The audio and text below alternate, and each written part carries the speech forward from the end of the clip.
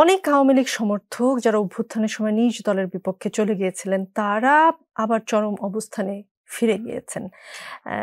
আওয়ামী দোসর ট্যাগ দিয়ে তাদের আওয়ামী লীগের দিকে ঠেলে দেওয়া হয়েছে বলে মনে করেন কিনা? মানে নাকি তারা আসলে আন্দোলনে অংশ নেয়া ভুল ছিল বুঝতে পেরে তারা ফিরে গেছে? কেননা ২০২৪ সালে জুলাই আগস্টের গণ অভ্যুত্থানের সময় বহু মানুষের প্রাণহানি ঘটেছে। অনেকে গুরুতর আহত হয়েছেন।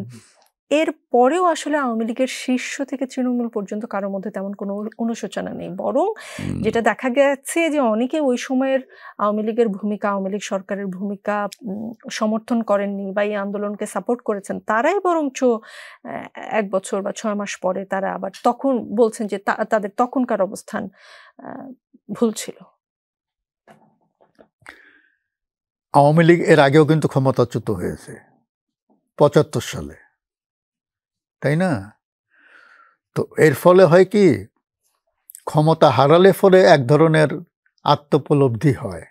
তখন তারা কিছুদিন চুপচাপ থাকে, দলের মধ্যে কিছু পোলারাইজেশন হয়, দল ভাঙে, নতুন নেতৃত্ব আসে অনেক সময় এবং তারা অনেক কথাবার্তা বলে, খুব একটা হার্ড লাইনে যায় না। কিন্তু এবার যেটা আমরা দেখলাম যে আওয়ামী লীগের মধ্যে কোনো অনুশোচনা নাই এবং তারা সব কিছুতেই দেখছে একটা ষড়যন্ত্র হিসাবে।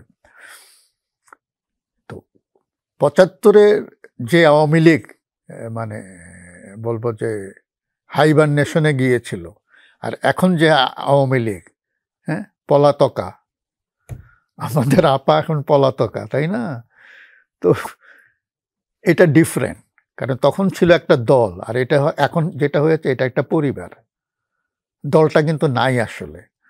সুতরাং এই পরিবারের তালুকটা আপনি ধ্বংস করে দিয়েছেন। এটা তো তারা কোনোদিন বলবে না যে আমরা ভুল করেছি, ওরা তো তালুক ফেরত চায় আগের অবস্থাটা। তো সুতরাং অতীতে আমরা যেটা দেখেছি যে একটা দল যখন মানে মানুষ প্রত্যাখ্যান করে, তখন তারা ফিরে আসার জন্য একটা চেষ্টা থাকে তার। এটা কিন্তু তার, এরা জানে যে এরা কখনো ফিরে আসবে না, কারণ যেভাবে তারা গেছে এটা ফিরে আসার রাস্তা তারা রাখে না। আওয়ামী লীগ আবারও ফিরে আসার বার্তা দিচ্ছে এবং বলছে তারা আরো ভয়ঙ্কর ভাবে ফিরে আসার কথা। শেখ হাসিনার বা শেখ পরিবারের নেতৃত্বে আওয়ামী লীগ কি আবারও ফিরতে পারবে? আপনি কি মনে করেন? এটা নির্ভর করে, কারণ এখন কিন্তু আওয়ামী লীগ যেটা আমরা যেটা দেখছি, এটা হচ্ছে বলবো যে ভারতের একটা আউটলেট। মানে ভারত যদি সিরিয়াসলি চায় তাহলে তারা এটা নানান কারসাজি করে এটা করতে পারে।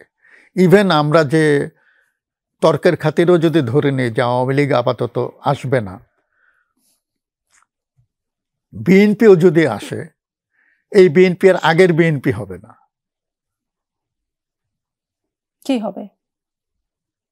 তাইলে এদের মধ্যে একটা রিয়েলাইজেশন আছে যে বাংলাদেশ আর ভারতের মধ্যে যে পারস্পরিক সম্পর্কটা এবং অবস্থানগত যে দূরত্ব, ভারত একটা খুব বড় দেশ, অর্থনৈতিক, রাজনৈতিক, সামরিক সব দিক দিয়ে। সুতরাং আপনার একটা হোস্টাইল প্রতিবেশীর সঙ্গে আপনাকে যদি এক্সিস্ট করতে হয়, তাহলে আপনি কি কৌশলে করবেন?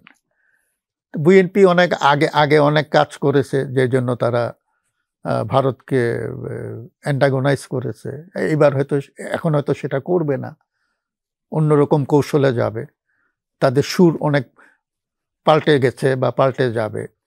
সুতরাং ভারতের কাছে প্রশ্নটা হচ্ছে, তার মূল প্রশ্নটা কিন্তু নিরাপত্তার প্রশ্ন, অন্য কিছু না। এখানে আপনি সারাদিন ভারতকে গালি দেন, তাদের কিচ্ছু যায় আসে না।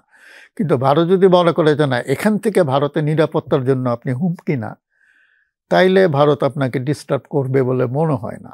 আচ্ছা, তো সেই নিশ্চয়তা যদি তারা অন্য কোনো রাজনৈতিক দলের কাছ থেকে পায়, তাহলে তাকে ভারত গ্রহণ করবে।